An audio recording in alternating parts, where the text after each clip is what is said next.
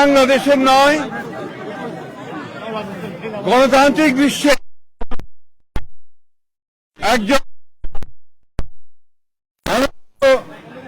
রাজনীতিবিদ যিনি গণতন্ত্র প্রতিষ্ঠার জন্য তার সমস্ত জীবন উৎসর্গ করেছেন,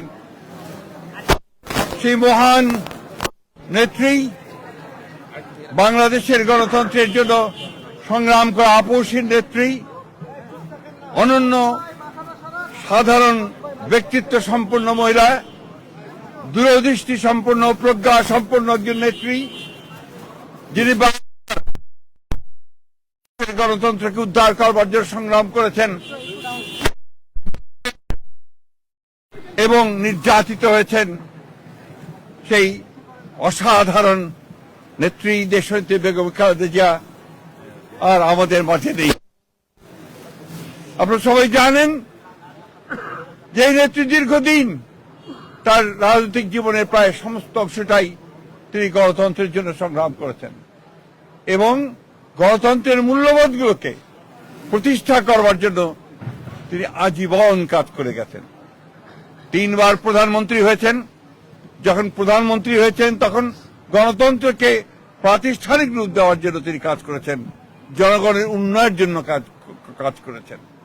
আর যখন বিরোধী দল ছিলেন তখন তিনি একইভাবে সেই গণতন্ত্রকেই প্রাতিষ্ঠানিক রূপ দেওয়ার চেষ্টা করেছেন।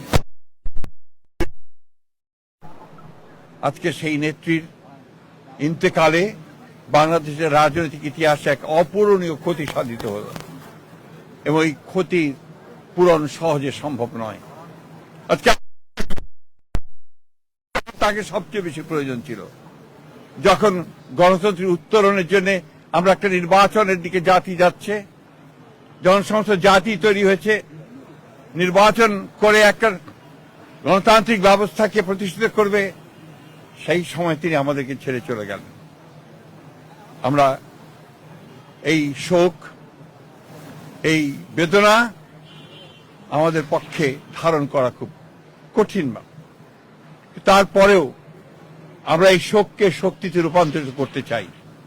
আমরা দেশনেত্রীর নির্দেশিত যে পথ, সেই পথকে অনুসরণ করে বাংলাদেশের গণতন্ত্রকে আমরা একটা প্রাতিষ্ঠানিক রূপ দিতে চাই এবং সেই পথকে লক্ষ্য করে আমরা আগামী নির্বাচনে অত্যন্ত সুষ্ঠু অবাধ নির্বাচন অনুষ্ঠানের মধ্য দিয়ে বাংলাদেশে গণতন্ত্র প্রতিষ্ঠা করতে চাই।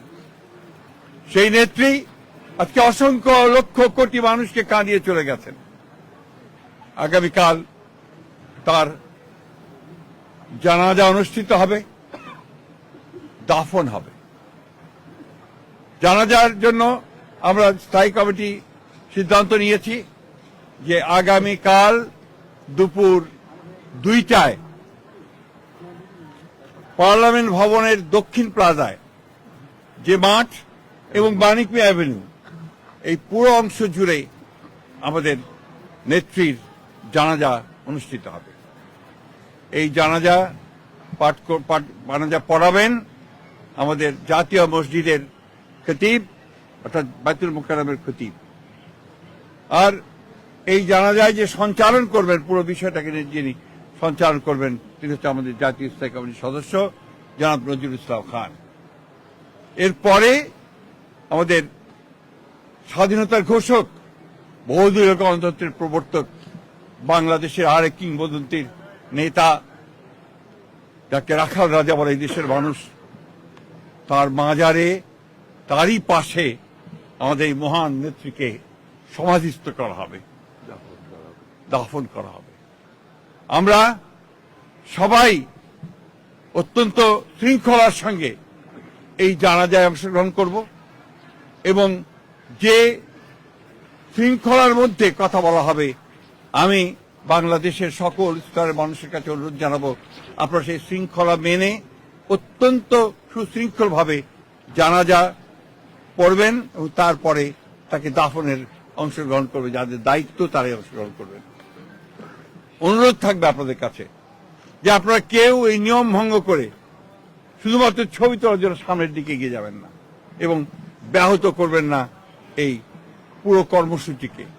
আপনাদের আমরা বিশ্বাস করি দেশনেত্রীর প্রতি আপনাদের যে সম্মান, যে শ্রদ্ধা, সেটাকে অটুট রাখার জন্য আপনারা সেই শৃঙ্খলা রক্ষা করবেন এবং সর্বাত্মকভাবে সহযোগিতা করবেন এই জানাজা দাফন কার্য সুচারুরূপে সমাধান করতে। সবশেষে আবারও পরম করুণাময় আল্লাহ তাআলার কাছে এই দোয়া চাই যে আল্লাহ তাআলা তাকে যেন বেহেশত নসিব করেন। আমাদের ভারপ্রাপ্ত চেয়ারম্যান জনাব তারেক রহমান, তার জ্যেষ্ঠ পুত্র, তাকে যেন তিনি সেই শক্তি দেন যে এই যে দায়িত্ব পালন করবার শক্তি যেন তাকে দেন, তার পরিবারকে সেই শক্তি দেন এই শোককে সহ্য করবার জন্য। আসুন আমরা আজকে সবাই এই শোককে শক্তিতে রূপান্তরিত করে বাংলাদেশ জাতীয়তাবাদী দলকে একটা অপ্রতিরোধ দল হিসেবে গড়ে তুলি, বাংলাদেশকে সত্যিকার অর্থেই একটা গণতান্ত্রিক রাষ্ট্র হিসেবে আমরা প্রতিষ্ঠিত করি। সবশেষে আবারও আপনাদেরকে ধন্যবাদ জানিয়ে আপনাদের সকলের সহযোগিতার জন্য বিশেষ করে এবং আপনারা জানেন যে ইতিমধ্যেই সরকারের তরফ থেকে 3 দিন শোক দিবস ঘোষণা করা হয়েছে, আগামীকাল ছুটি ঘোষণা করা হয়েছে এবং আপনারা ইতিমধ্যে জানেন যে প্রধান উপদেষ্টা তিনি বাণী দিয়ে কথা বলেছেন, আপনাদের সামনে জাতির সামনে কথা বলেছেন এবং সেজন্য আমরা সর্বাত্মক সহযোগিতার জন্য আমরা সরকারকে ধন্যবাদ জানাচ্ছি। সেই সঙ্গে দলের পক্ষ থেকে আপনারা জানেন যে 7 দিনের শোক ঘোষণা করা হয়েছে। এই 7 দিন আমাদের কালো পতাকা আমরা ধারণ করব, কালো ব্যাজ ধারণ করব, কালো পতাকা উঠবে প্রত্যেকটি কার্যালয়ের, আমাদের দলীয় কার্যালয়ে, এবং প্রত্যেক কার্যালয়ে দোয়া পড়া হবে, কোরআন তেলাওয়াত হবে। এই বিষয়গুলো আপনারা সবাই পালন করবেন। আমরা আবারও সকলকে সহযোগিতা করার আহ্বান জানিয়ে আমরা আজকে শেষ করছি। আসসালামু আলাইকুম।